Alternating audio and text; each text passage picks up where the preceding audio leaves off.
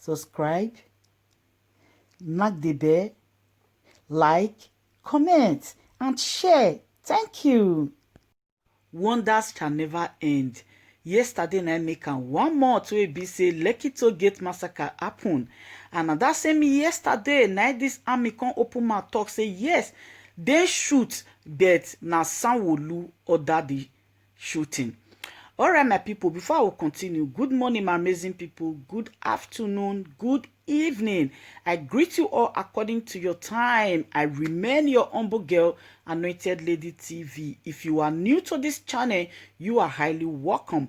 And if you have been watching, you've not subscribed, what are you waiting for, guys? Please kindly hit that red button where they wrote subscribe, and also put on the notification bell so that you will be getting more updates from this channel. All right, my people, yesterday the army can agree say yes, say now Sanwo na under the shooting. Meanwhile, Sanwo can still dey lie say he no order any shooting. And like Mohammed come and say nothing happened during that time. Say the youth just forward those video and every other thing, and he still come out one CNN say CNN not get right to take interfere for Nigeria matter. Okay, I go dey leave una up to so many video where Nigeria youth, I mean people wey dey there where the thing dey happen that on the 20th of October. Our Nigeria leaders una kill us, sha. Even that same yesterday, you know, see as the blood of the innocent one will continue to dey speak. Now that same yesterday make am good 1 month, and so many youth begin dey post video of wetin happen that same day. Many of them begin dey cry, and at that same yesterday na this army man come agree say na Sanwo na order them make them go shoot. He say as dem reach there, then they calm them down. They no wan gree calm down. Now they begin dey shoot for her. Do not shoot for her. How come people come still die? More as in you see federal government, you see Nigerian army. Not be everything when it happen for this world I need to remember for just a year. Not be everything at all. You see what these people go through for Lekki toll gate. Now every month now would they remember. Every day if I watch the video, I mean, they feel it be around because pains, tears. My heart is not peaceful at all. My heart bleeds. If I have my way,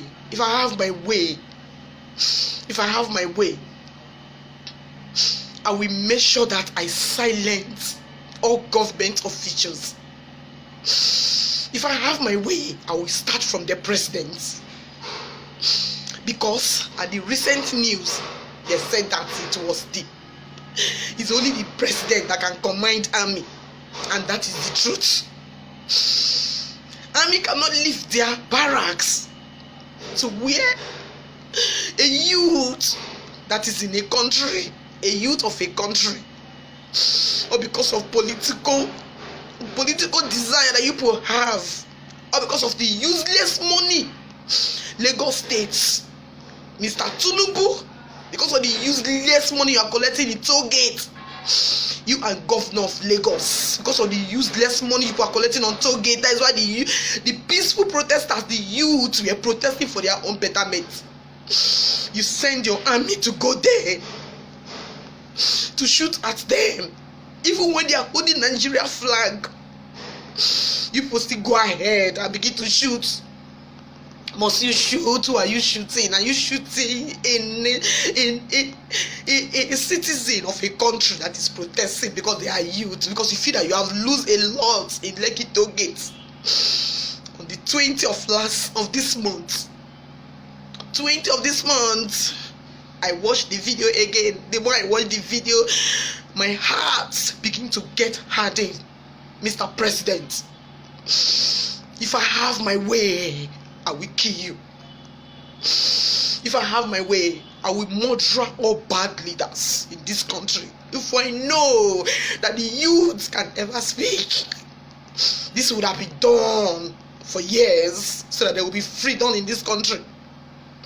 After what all you people did, how can you send a military man that they are sending for war front to your own nationals, to your own youth, the leaders of tomorrow, or because of your desire for bad leadership?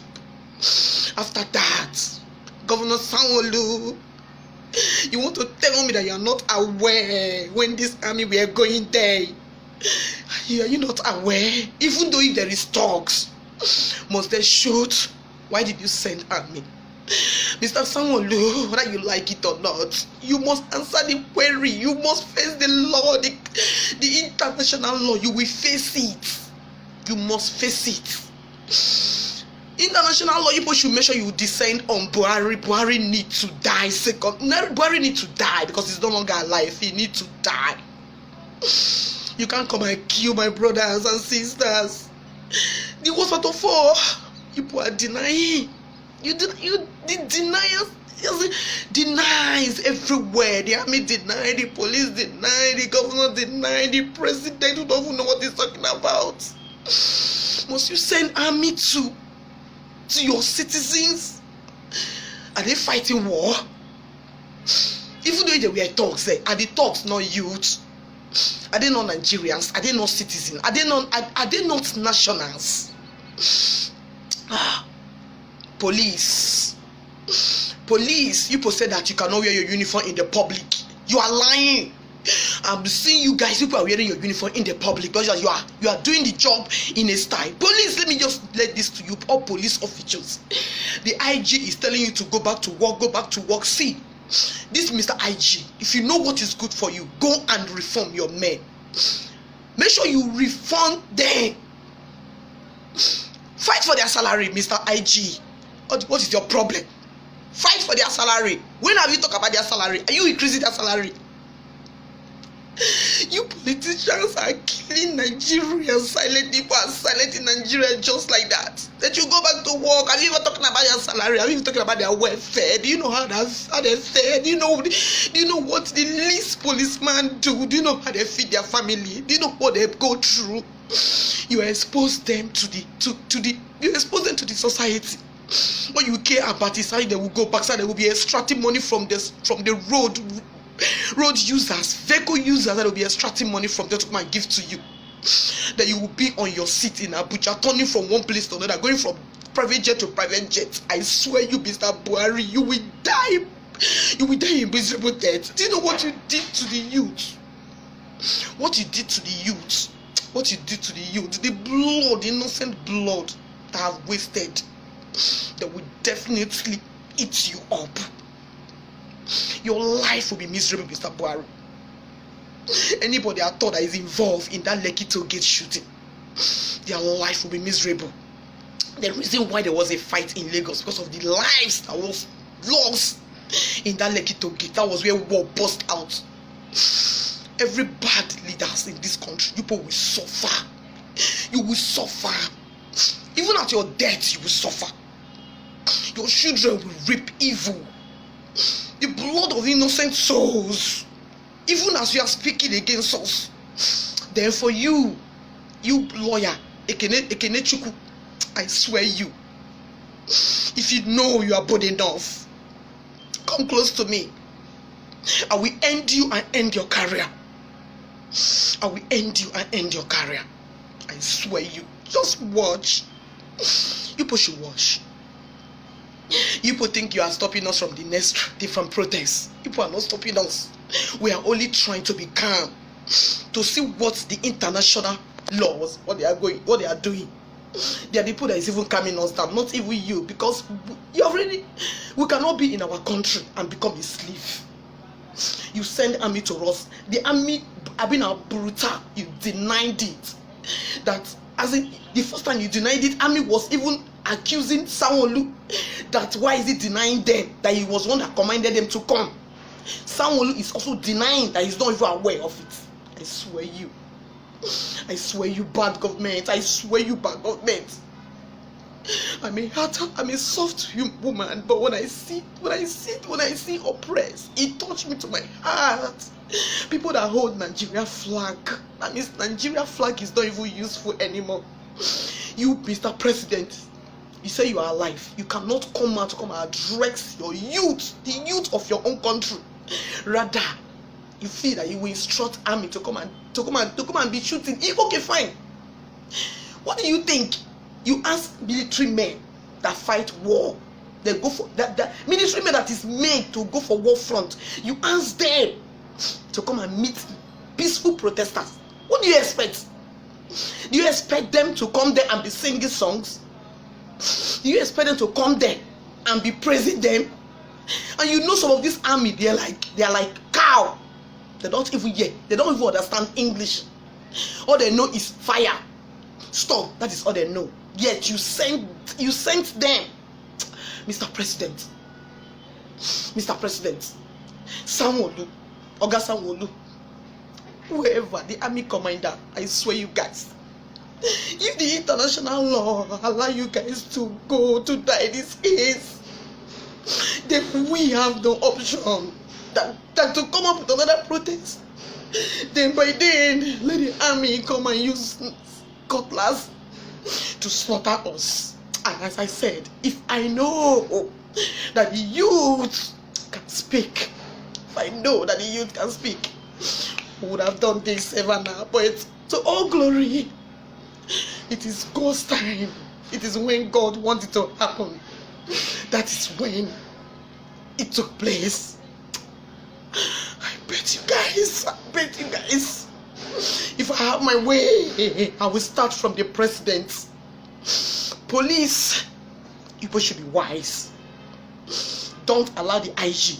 You are a father, you are a mother, you are a brother, you are a sister. Don't allow the IG to use you guys. Let the IG fight for the betterment of your welfare before using you.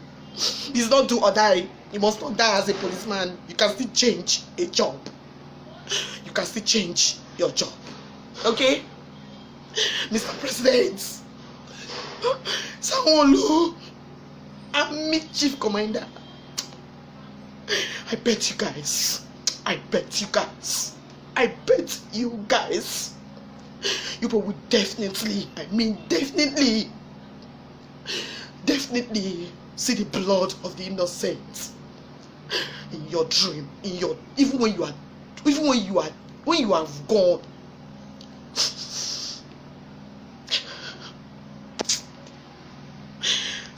The mission was that they were even actually going up to Ekpe. Okay. They are going to carry out operations from that Ethiopia down to Ekpe. They are the ones in charge. That's the corridor. Yes. I'm not disagreeing with you on that. Definitely. Okay. A portion of the force will carry live bullets in case they are attacked. But the soldiers that formed the firing team who fired, as you could see in the video. I didn't see anything. Well, I'm surprised. No. Because it was very clear. I said I didn't see what you saw. I saw something else. It was very clear. Everybody watched that video. Okay. Carried magazines charged with blank ammunition. And that is why you watched the video. Don't explain the video and yet. Saw. We'll come to the video. I'm only asking you the materials you took there. And you have confirmed you went with rifles, bland whatever, and live ammunition. Okay. I will not waste time. There was a footage you brought here. Remember that thing where you were trying to demonstrate to the tribunal with a video that the gunshots were upwards? Yes. And that it was directly at the protesters, they would have fled. Yes. Remember that scene? Yes. Okay. What informed it? Report that was given? Simply to demonstrate that the soldiers were firing into the air. Yes. And not into the crowd. Okay. But you remember you said throughout you used No, kinetic. Non-kinetic. Okay, and you said that's just talking. I said most of the measures we used to resolve the crisis were non-kinetic. Okay. Lord, I wonder if it is possible to go to that scene in the presentation of the general. I want him to watch it again and explain to the tribunal what propelled them to be shooting upward. We will not need to go there. Okay. I You were not there. I have told you, You were not there, sir. the soldiers were attacked upon reaching that just before the Oriental. They were pelted, and their response was to fire blank ammunition into the air. I was very clear about that. Oriental and Showgate, are they the same place? They moved from Oriental, that Oriental hotel line, up to the toll gate, cleared, dispersed the crowd towards Lekki roundabout, first roundabout. It was very clear. Welcome to the program, everyone. I'm Christiana Manpour in London. The United States and the United Nations are strongly condemning the violence that's erupted in Nigeria. And these are some of the latest images: smoke billowing into the sky amid reports of a prison in Lagos being set ablaze. It comes after security forces opened fire at a peaceful demonstration against police brutality on Tuesday.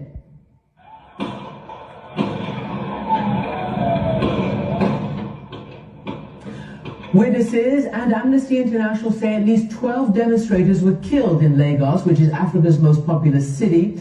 And across the country, Amnesty says a total of 38 have been killed on Tuesday alone. But the Lagos state governor denies there were any deaths. This brutality in one of Africa's biggest cities comes amid a global uprising for justice and equal rights. And powerful voices from Joe Biden to Beyonce have joined in denouncing this violence.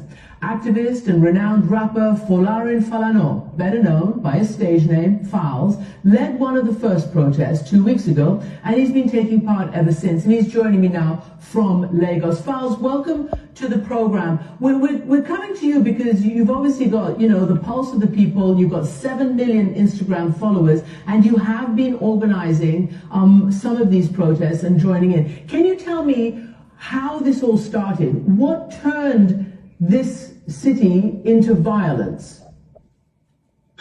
Wow, it's really crazy for everyone out here. It's a horrible time. And if this was yesterday, I probably wouldn't have been able to take this call because I was extremely distraught. It was a horrible incident. But it started probably about 2 weeks ago, roughly about 2 weeks ago, on the 8th of October.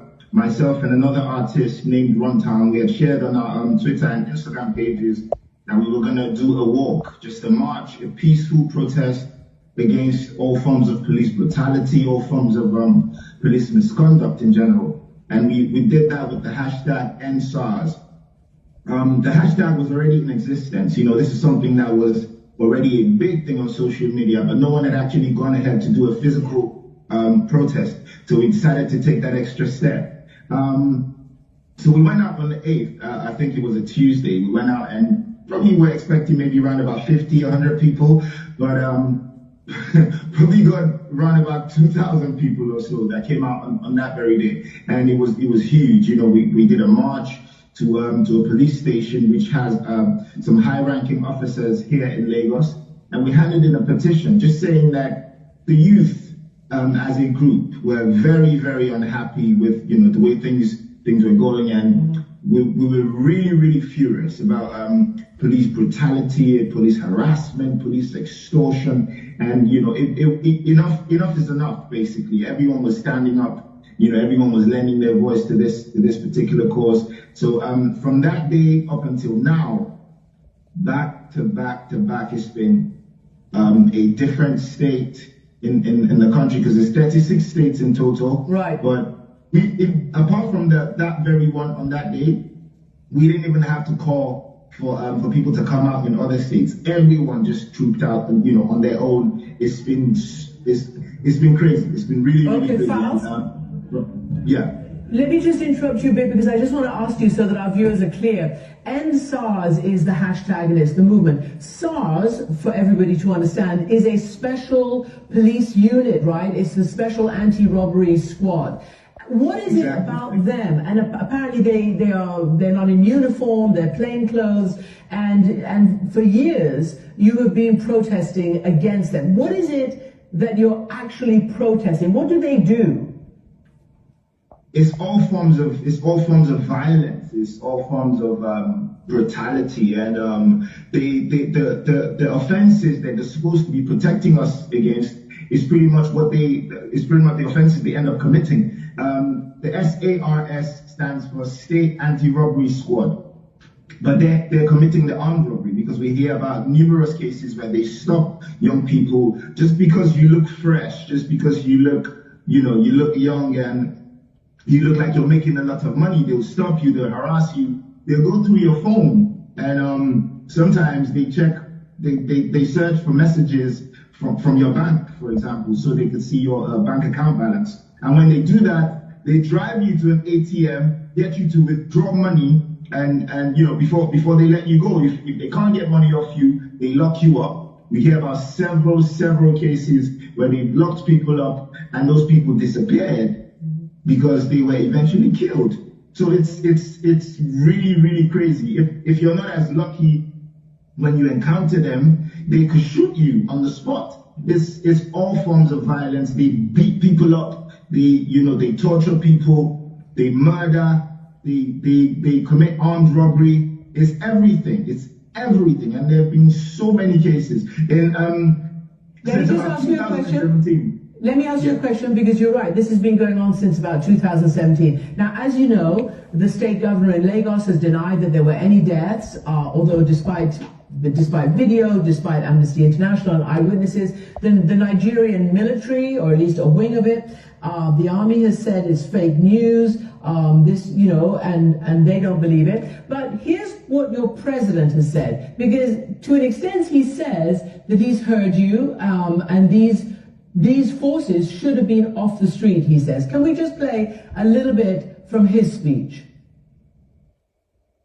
The disbanding of SARS is only the first step in our commitment to extensive police reform in order to ensure that the primary duty of the police and other law enforcement agencies remains the protection of lives.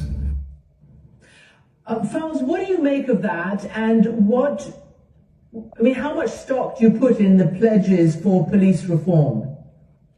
It's infuriating, it's annoying, it's frustrating, and I think that's exactly how everyone's feeling, because they've been reforming the police for the longest time, but we've never actually seen actual action. And they said, I was about to say, since 2017, they've been announcing that the SARS unit has been disbanded. They announced in 2017, announced in 2018, announced in 2019, now in 2020. After we started these protests, they announced again, and in the same breath, announced that they were replacing that unit with a new unit called the Special Weapons and Tactics Unit. And it's just, they just think we're stupid, because you're literally just renaming this unit and expecting us to say, oh yeah, wow, that's great. Can I ask you something? It's insensitive. I want to ask you what you're demanding, but first I want to ask you, because you alluded to, the stressful situation and the lack of safety. There are a lot of young people who we've reached out to, a lot of people who are very upset and very, like you, but didn't want to appear on camera because they're afraid for their lives. Are you afraid for your own safety? I'm not afraid for my life. I'm not afraid for my life, because where we are right now, I feel like I could easily die by anything else anyway. There's a sheer, I don't even know where to start from. We have non-existent healthcare, for example. We have a seriously high level of poverty. There's unemployment. We're in a critical state because of how much corruption and just mismanagement of funds that we continue to see on a daily basis. So if I don't come out to sort of complain about the state of things, I could sit down and, I could have an accident on my way to work or something, and I could die as a result of that, because the state of the healthcare is nothing to write home about. We don't even have proper hospitals. Our hospitals aren't well equipped. People have to travel abroad to get proper healthcare, and every Nigerian, and we keep on saying this, every single Nigerian is one sickness away from passing away. So what kind of life am I living anyway? Like, why should I be afraid of dying? I'm gonna die anyway, so what's the point? Falz, let me ask you, because some of the things you're saying resonate quite strongly with what's happening in the United States, certainly the racial uprising for justice, and obviously the need for equal health care and the like. And it's playing very heavily into the presidential election right now. As Lekki said, Nigeria's president finally speaking out, saying, quote, many lives have been lost in the protests in the country. But the governor of Lagos State spoke to me just before the weekend and appeared to paint a different picture. He said those responsible for violence must be held accountable, but says he himself has not seen evidence of major bloodshed. Have a listen to the conversation that we had. 2 dead bodies. That's what we've seen from all the mobs. That's what we've seen going to hospitals. That's what we've seen, as records. What has happened is there's been so many footages that we're seeing, that people have shown, but we've not seen bodies. We've not seen relatives. We've not seen anybody truly coming up to say, indeed, XYZ, I'm a father, I'm a mother to someone, and I cannot find that person. Nobody has turned up. Right, I've been to the ground. There's no scratch of blood anywhere there. Who ordered people to be shot, and which branch of security services carried out the shootings? Well, from the footage that we could see, because there are cameras that are at that facility, it seems to me that there will be men in military uniform, which should be Nigerian army or something. So you're saying that it was military officers who ordered peaceful protesters be shot at Lekki? Yeah, that's what the pictures, yes. They were there, that's what the footage, that's what it shows. TV footage at the toll gate be part of the investigation that you have now called for? It will be, certainly it will be, and they're starting on Monday. They're going to be available for the judicial panel to review. It will be. Do you commit to a full investigation of what happened on the ground? Absolutely, I do. And will people be held accountable? They certainly would. We'll do everything to ensure that they are held accountable. We'll do everything. It's a very simple question. Will they be held accountable? Well, to the extent that I'm not the commander-in-chief of the armed forces, I'm the governor of the state, right? The report will be out.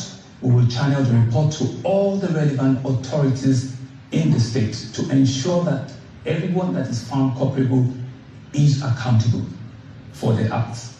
2017, they've been announcing that the SARS unit has been disbanded. They announced in 2017, announced in 2018, announced in 2019. Now in 2020, they announced again. And they just think we're stupid because you're literally just renaming this unit and expecting us to say, oh yeah, wow, that's great. The SARS, or Special Anti-Robbery Squad, has been described as nothing but a money-making terror squad with no accountability. Random, I've heard it described as vicious, I've heard it described as wholly set on extortion. This criticism will not be new to you, and in the past, the government has promised to scrap the group on a number of occasions. Why should anyone believe the government this time around? The president made a pronouncement and says it's been disbanded. The Inspector General of Police made a pronouncement that it's been disbanded. Then the protesters, they went forward and said we want 5 for 5, meaning we have 5 other things that we want government to do ASAP. Some, yes, we could deal with within days. Some will take fairly longer time, a month, 2 months, 3 months. What about the disappeared over the years? The what, ma'am? The people who have disappeared at the hands of the Special Anti-Robbery Squad? Yes, so that's what it is. People have claimed that, I mean, their friends or their family members, have been killed. So this judicial panel of inquiry is meant to bring, all of those stories to accountability, where we can make restitution, where the families can come and prove, and identify the officers, that are responsible for this. Do you concede to the allegations that SARS is or was a money-making terror squad with no accountability? Well, I mean, those are very strong words, and I think it would be very unfair to just generalize, everyone like that. I think everybody agrees that there's a reform that needs to take place. There's a change that needs to take place. There's some truth, that needs to come on board. So, I mean, I've been one of the advocates that says, indeed, they should, be scrapped. Let us have genuine reforms. Let us have, better, conversation around how we police our citizens, how we police the state, so that we can have a more enduring citizens-police relationship. If you do not concede to the descriptions that I have seen and heard of the group, then how would you describe the Special Anti-Robbery Squad? I think it's a group that have been ill-trained, they've been ill-motivated, they've not been fully, equipped with, a standard operating template, for them to know and appreciate the level, of their responsibility in our society, and that's why, it seems that they just went off the cuff completely, probably also because they are not being well compensated, remunerated. Everybody that drives a flashy car, maybe they think, they can extort, from them, very unfortunately, and it's very condemnable. Is it international pressure that has persuaded you, as the governor, the government, the president, to finally speak out about what is going on and what protesters have been demonstrating for so long in Lagos and in Nigeria? There is no international pressure whatsoever.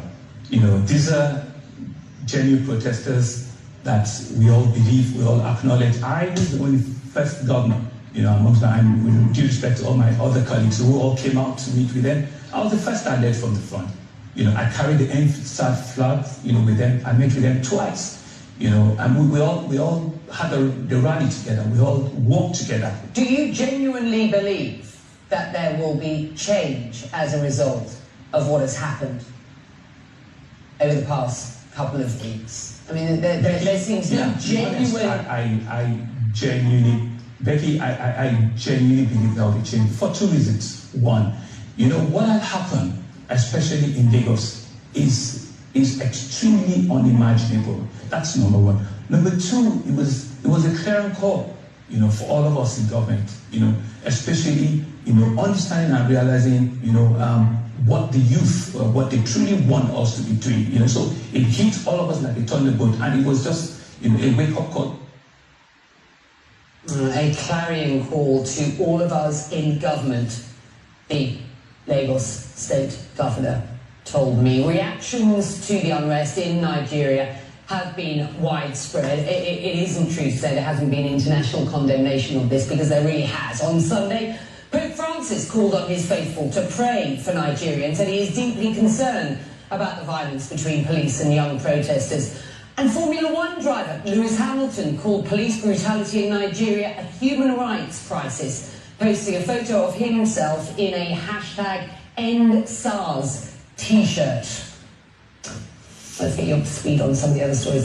I showed you images. No, I'm talking about my time. That's not relevant here. Just to show that there are so many explanations for what happened. I, for instance, am convinced by a lot of things you have said. I'm not going to the issue of Lekki toll gate itself.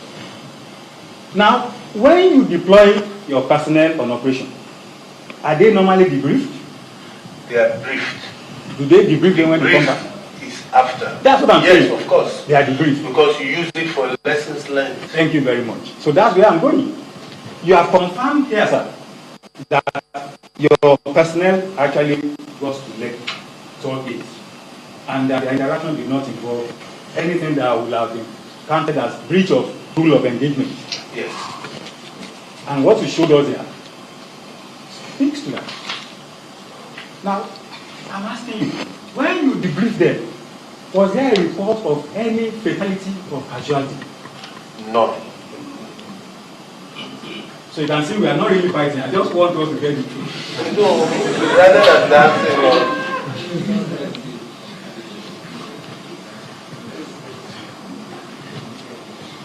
So my final question, sir,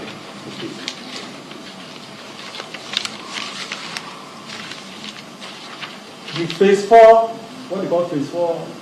of the internal security operation. Please. What does it imply? When you get to that stage, what does it imply in terms of deployment of armed forces? What does it mean? Okay, when you get to that phase stage? 1 to 3. Phase 1 to 3 is basically observation, monitoring, training,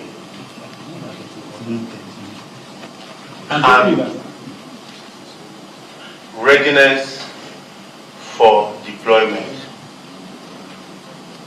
So, phase 4 is the actual deployment to especially hotspots, places that have problems, patrol, and things like that.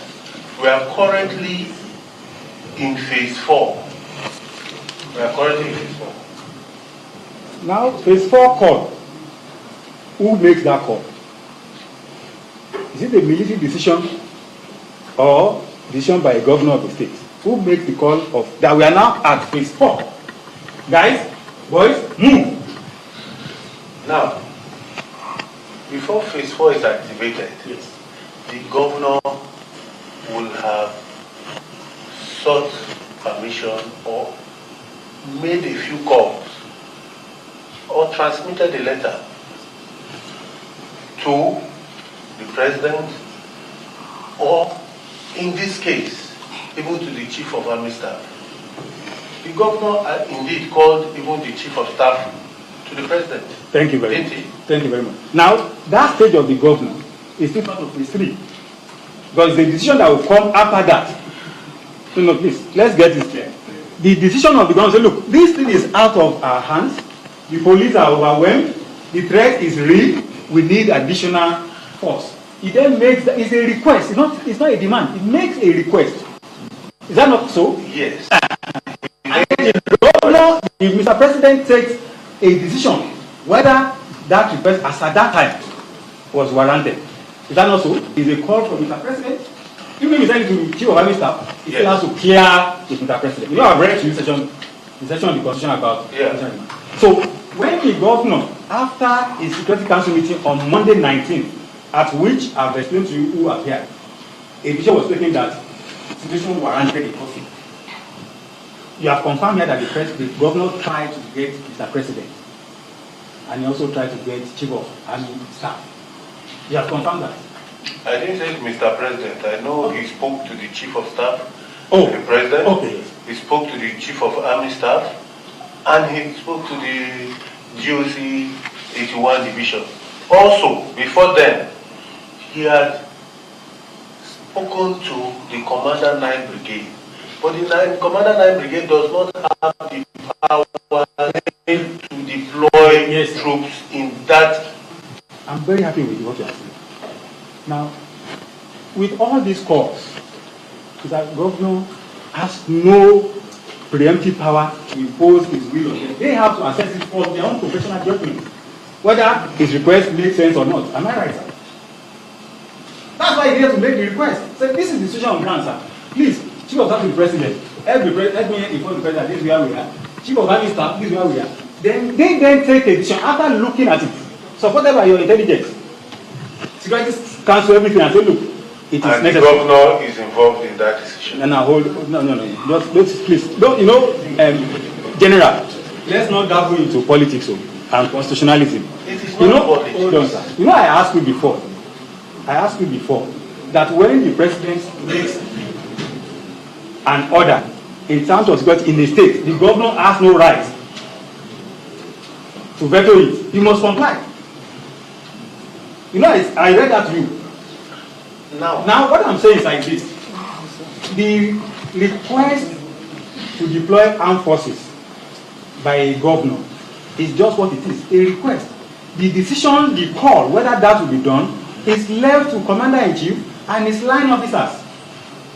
That should be simple, it's obvious.